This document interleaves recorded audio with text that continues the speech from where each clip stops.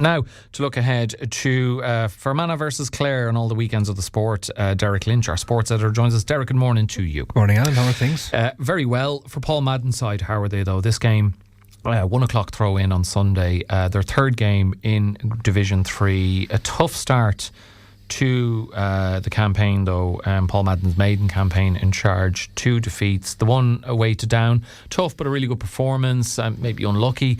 The one at home to Westmeath, disappointing. And I know Paul has talked about the number of turnovers compared to Donegal, 4 or 5 times as many. You're just not going to win games of football like that. So how are they set for the trip to Brewster Park?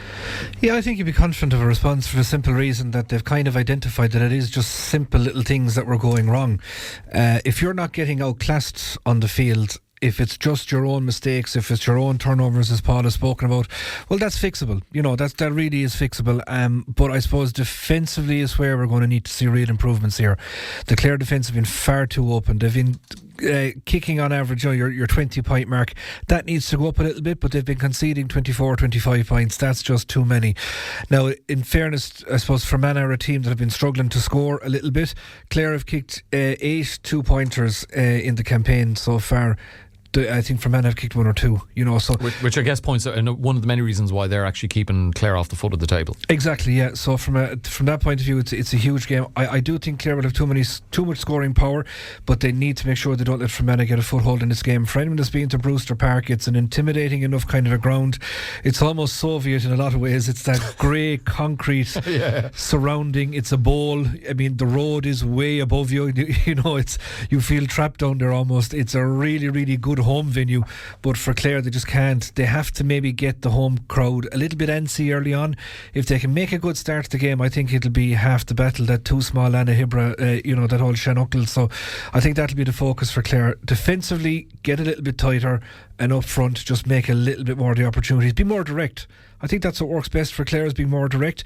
We'll know the team tonight. If Killian Ryan is fit and come back in at 6, it just releases so many other pieces on the chessboard. It lets Ike Maguire potentially take a step forward.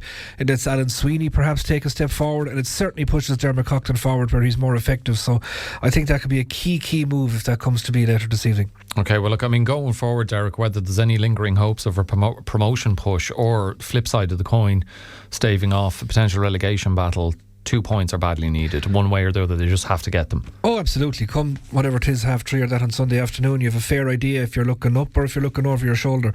And whoever loses this game is going to be, because obviously Fermanagh no wins yet either on the board after their 2 games. And for Clare, then we can say, right, okay, we still have our 2 home games to come. That's I suppose the prism by which you look through it will be determined by the result. It's still kind of out of your hands in a lot of ways. You need other results going your way, but I think other teams will drop points along the way. Down in Westmeath will beat other teams that will bring Clare back into it. But it's the head-to-heads with Down and Westmeath that ultimately I fear may just come back to haunt us from a promotion point of view. That being said, if we can get back level on the 3 points, or if Westmeath start to drop points, it's still all there. But as we say, the kernel to the whole thing, the keystone here is Sunday afternoon, so it's simply a massive game for Clare. Yeah, as you said, by 3 or half 3 on Sunday afternoon, hopefully Clare will have 2 points from their 3 games played in Division 3. By hopefully 4 o'clock on Saturday, after their opening game in Division 1B of the Centra Camogie League, Clare will have points on the board. They're in Abbotstown, the National Games Development Centre there, to face Dublin. 2 o'clock throw in for that one. How are Clare set ahead of their campaign in the league? Yeah, good. I suppose it's the unknown really, in that it's their first outing. We haven't seen them in any pre-season competition or whatever like that. So new management under Eugene Foodie, but kind of only new in the loosest sense of the word, because he'd been coaching under John Carmody in recent years, so he knows the players, and I suppose more importantly they know him. But I suppose the big thing here is, and we've seen it in ladies football, we've seen it in the men's game, new rules now for Camogie to contend with. Some of them are, they're quirky, they're interesting. One, and Eugene won't mind me saying this because he said it himself, and you'll hear him on Sideline View later, the descent from the sideline, he said, is something he's going to struggle a little bit. But it's actually more penal than even the football one, in a lot of ways, because it's coming right into the 21 metre line with a free. And from a Camogie sense, that's a goal scoring opportunity. Football, you'll tap it over, you might come back out for your 2-pointer attempt or whatever. But from a Camogie perspective, like if a game is in the throes and you're 2 points down, and you'll have a lash. You'll have a lash, of course you will. So it'll, and like if you're a management team and your players are seeing you giving away these scores, you're going to get tick with them, and it's going to create a new dynamic. So I think it's no harm, and to be honest, it has to come into hurling as well. I've no doubt in my mind it has to come into hurling as well, and I think it will.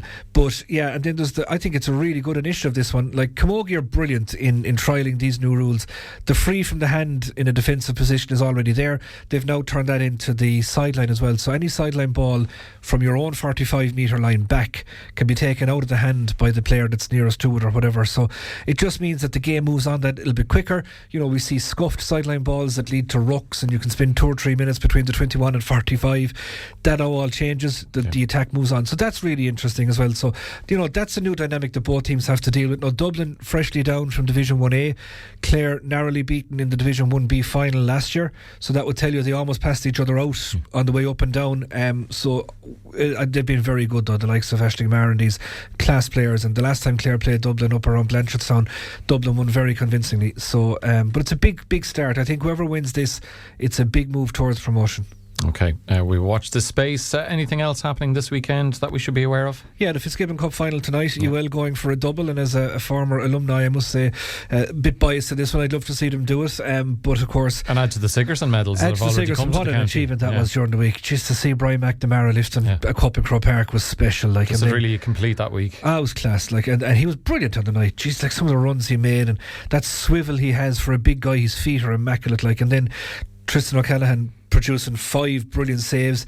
I read somewhere his kick-out retention was up around the 80% mark. He was brilliant. Like, and for a goalkeeper to get man of the match doesn't happen that often. And for a Clare man to captain it and a Clare man to be man of the match, fantastic stuff. So plenty Clare lads on both sides tonight. As I say, all biases will lean me down on the UL side, but then you've Podge Collins and Shane Gleeson involved with the Mary I management, and obviously Adam Hogan and Ronan O'Connor. Like, to me, like watching Adam Hogan, if it transpires this way, watching Adam Hogan marking Darren McCarthy, the last 2 young hurlers of the year, tonight in Croke Park would be class, like on a Friday night. So a strange atmosphere though, I have to say. Wednesday night, less than 6, 7, 800 people at it. Croke Park sounded very cavernous. There'll probably be something similar this evening, but there'll be great fare on the field, I've no doubt. Well, look, best of luck to all the Clare contingent playing in that, and Limerick will be happy whichever team wins. All of that and more on Sideline View this evening, Derrick. You're right. There we go.